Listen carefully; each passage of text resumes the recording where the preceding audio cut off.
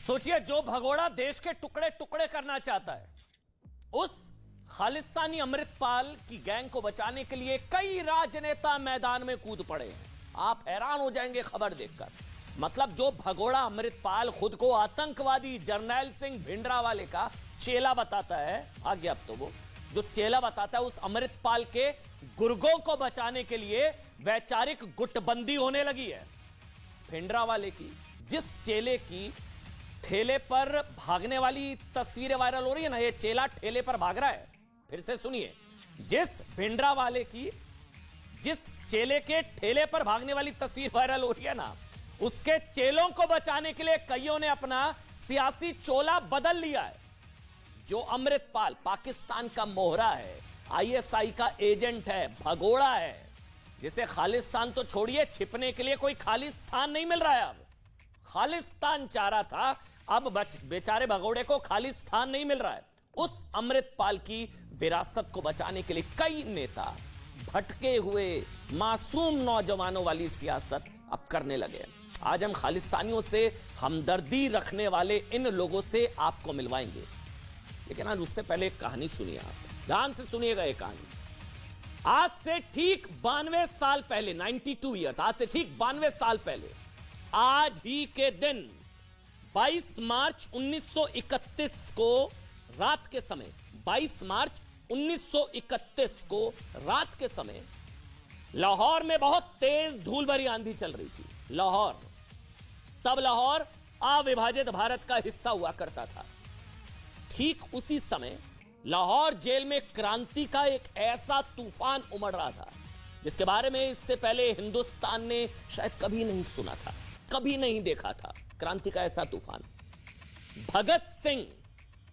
भगत सिंह उसी जेल में फांसी के फंदे को चूमने का इंतजार कर रहे थे। अगले दिन यानी कि 23 मार्च को शाम 7:30 बजे, 23 मार्च को, आज 22 मार्च है, 23 मार्च को शाम 7:30 बजे भगत सिंह, सुखदेव और राजगुरु ने हंसते हंसते फांसी के फंदे को चूम लिया और देश के लिए अपने प्राण न्यौछावर कर दिए। लेकिन क्या आपको पता है कि फांसी देने के बाद अंग्रेजों ने इन क्रांतिकारियों के पार्थिव शरीरों के साथ क्या किया था? जानते हैं आप? अंग्रेजों ने भगत सिंह, राजगुरु और सुखदेव के शरीर के छोटे छोटे टुकड़े किए और उन्हें एक ट्रक में लाहौर से 2 घंटे की दूरी पर मौजूद कसूर ले गए। वहां सतलुज नदी के किनारे इन क्रांतिकारियों के शरीर के टुकड़ों को रात के अंधेरे में जला दिया गया। यह दावा, ये जो टुकड़े टुकड़े करने का दावा है, यह दावा लेखक सतविंदर सिंह, जिसने अपनी किताब दी एग्जीक्यूशन ऑफ भगत सिंह में किया है कि शरीर के टुकड़े टुकड़े किए गए थे। पता आपको अंग्रेजों ने यह सारा काम गुपचुप तरीके से क्यों किया? कहानी सुनिएगा। दरअसल फांसी के बाद भगत सिंह के शरीर के टुकड़े टुकड़े क्यों किए गए? क्योंकि उन्हें डर था कि जिस भगत सिंह ने अपने जीते जी देश के टुकड़े टुकड़े नहीं होने देने की कसम खाई थी ना, उस भगत सिंह की मौत की खबर अंग्रेजों की सत्ता को धूल में उड़ा देगी। लेकिन सोचिए, 92 साल पहले आज ही के दिन लाहौर जेल में फांसी का इंतजार कर रहे शहीद भगत सिंह अगर आज अपने प्यारे पंजाब की हालत देख रहे होते तो उनके दिल पर क्या गुजर रही होती। जिस भगत सिंह ने देश के टुकड़े टुकड़े ना हो इसलिए अपने शरीर को टुकड़ों में बांट दिया, वो आज पंजाब को टूटते हुए क्या वो देख पाते? मतलब सोचिए, क्या वो बर्दाश्त कर पाते कि जिस पंजाब की धरती पर उन्होंने जन्म लिया, उसी पंजाब की धरती पर वोटों के खातिर, चंद वोटों के खातिर उन लोगों को बचाने की कोशिशें शुरू हो गई हैं जो भारत को तोड़ने के सपने देखते हैं। क्या देश की अखंडता और एकता के लिए कुर्बान होने वाले किसी भी क्रांतिकारी को यह बात स्वीकार होती कि उनके जाने के बाद देश की राजनीतिक पार्टियां सिर्फ इसलिए देश को तोड़ने वालों को बचाएंगी क्योंकि उसमें चंद वोट मिलते, चंद वोट दिखते हैं? सुनिए, बड़ी खबर है। शिरोमणि अकाली दल के अध्यक्ष सुखबीर सिंह बादल ने अमृतपाल मामले पर कुछ ट्वीट्स किए हैं, आपकी टीवी स्क्रीन पर है, जिसमें एक में उन्होंने लिखा है कि उनकी पार्टी इन सभी, आपको भरोसा नहीं होगा जो बताने जा रहा हूं, सुनिए जो बताने जा रहा हूं, नहीं भरोसा होगा आपको, लेकिन ट्वीट आपके सामने है।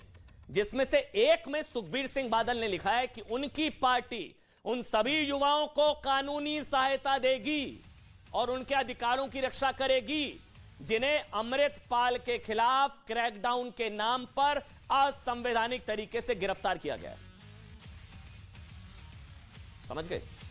अब सुखबीर सिंह बादल ये कैसे बताएंगे भाई इस मामले में किसकी गिरफ्तारी सबूतों के आधार पर हुई है और किसकी गिरफ्तारी जो असंवैधानिक तरीके से हुई है? अमृतपाल गैंग से जुड़े लोगों को उठाया गया है जिन पर खालिस्तानी होने का आरोप है, अमृतपाल के मददगार हैं, उनको कानूनी मदद सुखबीर सिंह बादल की पार्टी देगी। सुखबीर सिंह बादल ने अपने ट्वीट में कुछ आप हैरान हो जाएंगे। देखिए पहली विंडो, हेल्पलाइन नंबर जारी कर दिए। हेल्पलाइन नंबर्स जिन पर फोन करके कानूनी सहायता ली जा सकती है। पुलिस इनसे लड़ रही है और ये उन आरोपियों के लिए हेल्पलाइन नंबर जारी कर रहे हैं। सोचिए ना क्यों, चंद वोटों के चक्कर में भाई, और क्या है। और सुनिए दूसरी विंडो देखिए आप, कांग्रेस कहां पीछे रहने वाली है। पंजाब में कांग्रेस के प्रदेश अध्यक्ष, छोटे मोटे नेता नहीं है, पंजाब में कांग्रेस के प्रदेश अध्यक्ष नाम है अमरिंदर सिंह राजा वाडिंग ने पंजाब के डीजीपी को चिट्ठी लिख दिया भाई, जिसमें उन्होंने लिखा है कि वैसे तो उन्होंने लिखा है कि पंजाब कांग्रेस देश विरोधी तत्वों के प्रति किसी भी तरह नरमी का समर्थन नहीं करती। लेकिन आगे जानते हैं क्या लिखा है उन्होंने लिखा है इन भटके हुए नौजवानों के पुनर्वास के लिए नरम रुख अपनाने की जरूरत है। भटके हुए नौजवानों के पुनर्वास के लिए नरम रुख अपनाने की जरूरत है। यानी कि वो खालिस्तान की पैरवी करने वाले अमृतपाल के समर्थकों को भटका हुआ नौजवान बता रहे हैं और नरमी बढ़ती है भाई, नरमी बढ़ती है। तीसरा पढ़िए, हैरान हो जाएंगे भाई आप, ये खालिस्तान पर खतरनाक सियासत है। इसके अलावा श्री गुरुद्वारा प्रबंधक कमेटी के अध्यक्ष हरजिंदर सिंह धामी ने भी एक चिट्ठी लिख दिया आपकी टीवी स्क्रीन पर, तीसरी विंडो। धामी साहब ने चिट्ठी में लिखा है जिसमें कहा गया कि सरकार मासूम युवाओं को पकड़ना बंद करे, मासूम युवाओं को पकड़ना बंद करे। इन्होंने क्रिएशन भी इनकी ही थी। अगर कोई लगता है कोई ऐसा कि भाई अमृतपाल गलत काम करना है तो उसको पहले ही रोकना चाहिए था। पर आज जो ये कर रहे हैं, आज जो सिख नौजवान हैं जिन्होंने इमोशनली होकर उसके साथ जुड़े थे, आज गांव से उनको विदाउट एनी इन्फॉर्मेशन उनको उठा रहे हैं, जेलों में डाल रहे हैं। ये भी पता नहीं उनको कौन सा पर्चा उन पे डाल रहे हैं। आपने शब्दों को सुना, इमोशनल होके जुड़े थे, मतलब 18 से 20 साल 25 साल के जो युवा हैं वो भटक गए और भावनात्मक रूप से इमोशनल होके जुड़ गए। इनको माफ कर दो, मासूम है बेचारे। कांग्रेस, पंजाब कांग्रेस के अध्यक्ष हैं और जिनको आपने सुना वो शिरोमणि अकाली दल के नेता है। पंजाब पुलिस ऑपरेशन अमृतपाल के तहत अब तक 154 लोगों को गिरफ्तार कर चुकी है और अभी भी गिरफ्तारियां चल रही हैं। गिरफ्तार आरोपियों में से किसी पर अमृतपाल को पैसों से मदद का आरोप है। सुनिएगा, किसी ने पैसों से मदद की, किसी पर उसे छुपाने का आरोप है, किसी पर उसे गाड़ी देने का आरोप है, किसी पर हथियार रखने का आरोप है, हथियार देने का आरोप है। गिरफ्तार हुए बहुत सारे आरोपियों पर एनएसए लग गया है। एनएसए, नेशनल सिक्योरिटी एक्ट, ये सब इसलिए किया जा रहा है ना भाई, ताकि पंजाब की शांति भंग ना हो, पंजाब अखंड रहे, देश की एकता, अखंडता, संप्रभुता पर कोई आंच ना है। देखिए, हमें नहीं पता कि गिरफ्तार किए गए सभी आरोपी दोषी हैं नहीं, लेकिन अगर पुलिस ने कार्रवाई की है तो किसी संदेह के आधार पर या सबूतों के आधार पर ही की होगी। हमें पुलिस पर भरोसा, अमृतपाल गैंग पर थोड़ी ना है। और अगर इनमें से कोई बेकसूर है भी तो न्यायालय उसके पास अपनी बेगुनाही साबित करने के सभी कानूनी और लोकतांत्रिक विकल्प मौजूद हैं। लेकिन मोटे तौर पर ना जो बात है ना वो ये कि गिरफ्तार किए गए बहुत सारे आरोपी अमृतपाल के, ये छुटभैया, ये जो गुंडा है, ये अमृतपाल जो खालिस्तानी आतंकवादी भिंडरावाले का चेला अपने आप को बताता है, ये उसके समर्थक हैं, मददगार हैं। और अमृतपाल की विचारधारा में यकीन करने का मतलब क्या है? खालिस्तान की विचारधारा में विश्वास रखना, मतलब आतंकवाद की विचारधारा में। अगर ये लोग देश को तोड़कर खालिस्तान बनाने का सपना देखते हैं तो इन पर हमदर्दी और प्यार के बादल बरसाने की बजाय इन पर सख्त कार्रवाई का समर्थन सभी पार्टियों को ना एक सुर में करना चाहिए, ना कि भटके हुए मासूम इमोशनली जुड़ गए नौजवान बताकर इनको कवर फायर दी जाती है। इनकी पैरवी करना चाहिए, क्योंकि मामला सियासत का नहीं, ना मजहबी सियासत का, ना इसका कोई धर्म से कोई लेना देना नहीं है। इस मुद्दे का धर्म से कोई लेना देना नहीं है, यह राष्ट्रीय सुरक्षा का मसला है। हैरानी की बात जानते हैं क्या है? कांग्रेस के जो प्रदेश अध्यक्ष है ना, इन साहब ने भी अपनी चिट्ठी में इन युवाओं को भटका हुआ नौजवान बताया है। कांग्रेस के नेता ने भटका हुआ, जिन पर भगोड़े आईएसआई के मोहरे आतंकी की मदद का आरोप है, उन्हें कांग्रेस भटका हुआ बता रही है। सोचिए, कांग्रेस क्या भूल गई? 1980 के दशक में ऐसे ही कुछ भटके हुए नौजवानों ने भिंडरावाले की शय पर पंजाब को कैसे हिंसा और आतंकवाद की आंख में झोंक दिया था। कांग्रेस को तो सबसे पहले याद होगा ये सब। ऐसे ही कुछ भटके हुए, सो कॉल्ड भटके हुए नौजवानों के साथ जरनैल सिंह भिंडरावाले ने 1982 में अमृतसर के स्वर्ण मंदिर पर कब्जा कर लिया था। भटके हुए, ऐसे ही भटके हुए नौजवानों और उनके नेता जरनैल सिंह भिंडरावाले को स्वर्ण मंदिर से बाहर निकालने के लिए किसने ऑपरेशन चलाया था? तत्कालीन प्रधानमंत्री इंदिरा गांधी ने ऑपरेशन ब्लू स्टार चलाया था ना। और इन्हीं भटके हुए नौजवानों की कट्टर विचारधारा ने इंदिरा गांधी की जान ले ली थी। दुखद, उनकी जान गई थी। आज वो कांग्रेस, पंजाब कांग्रेस के अध्यक्ष कह रहे हैं कि भटके हुए। मतलब अगर आज खालिस्तानी समर्थकों को भटका हुआ युवा मानकर कार्रवाई नहीं करनी चाहिए, तो जो इंदिरा गांधी ने राष्ट्रीय सुरक्षा के नाम पर या राष्ट्रीय सुरक्षा को सर्वोपरि मानते हुए खालिस्तान के खिलाफ जो ऑपरेशन ब्लू स्टार कार्रवाई की थी, क्या वो भी गलत थी क्या? फिर रही बात इन भटके हुए नौजवानों के प्रति शिरोमणि अकाली दल की हमदर्दी की ना, अकाली की, तो आपको पता होना चाहिए इसके पीछे भी ना एक कहानी है। आज अकाली क्यों समर्थन अमृतपाल से जुड़े लोगों की गिरफ्तारी का विरोध कर रहा है, आपको पता होना चाहिए। कहानी है 1972 में कांग्रेस के हाथों पंजाब की सत्ता गंवाने के बाद अकाली दल के सामने सत्ता में वापसी की राजनीतिक चुनौती थी 1972। ठीक है, फिर क्या हुआ? शिरोमणि अकाली दल ने इसका हल धार्मिक तरीके से निकालने की कोशिश की। आनंदपुर साहिब रेजोल्यूशन, पूरी कहानी सुनिएगा। 1973 में 16 और 17 अक्टूबर को पंजाब के आनंदपुर साहिब में अकाली दल के नेताओं और कार्यकर्ताओं की बैठक हुई। इस बैठक में एक प्रस्ताव पास किया गया। इस प्रस्ताव का उद्देश्य था पंजाब को एक स्वायत्त राज्य का दर्जा दिलाना। स्वायत्त राज्य का दर्जा दिलाना, आनंदपुर रेजोल्यूशन। करीब करीब आप मान सकते हैं भाई वैसा ही दर्जा जैसे जम्मू कश्मीर को धारा 370 हटने से पहले मिला हुआ था। स्वायत्त राज्य का आनंदपुर रेजोल्यूशन। इस प्रस्ताव में मांग की गई थी कि विदेश नीति, सुनिएगा, विदेश नीति, रक्षा, मुद्रा और संचार के अलावा सभी विषयों पर फैसला लेने का हक सिर्फ और सिर्फ पंजाब सरकार के पास होगा।